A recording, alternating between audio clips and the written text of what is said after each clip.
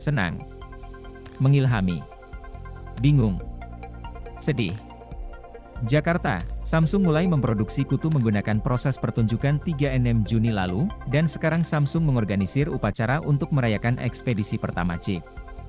Upacara ini menyatukan sekitar 100 orang, termasuk manajer dan karyawan, CEO perusahaan yang menggunakan teknologi ini dan Lee Chang-yang, Menteri Perdagangan, Industri dan Energi Korea Selatan, yang berjanji untuk mendukung ekosistem semikonduktor di negaranya.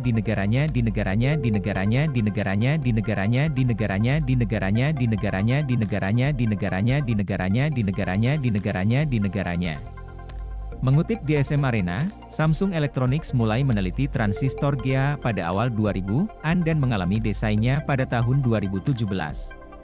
Sekarang Samsung Electronics siap memproduksi token massa menggunakan proses baru. Jika dibandingkan dengan desain FinFET, yang telah menjadi standar selama beberapa tahun, desain GA memungkinkan transistor mengandung lebih banyak arus tetapi tetap relatif kecil. Menurut Samsung, chip GA 3nm akan menggunakan daya 45% lebih sedikit, 25% lebih cepat dan 16% lebih kecil dibandingkan dengan chip FinFET 5nm serupa. Chip ini adalah generasi pertama dari proses GA, dan generasi 2 akan lebih meningkatkan metrik ini. Samsung tidak mengungkapkan jenis chip yang disiapkan untuk ekspedisi pertama, tetapi perusahaan teknologi raksasa ini berencana untuk mengembangkan chipset smartphone menggunakan desain GA 3nm.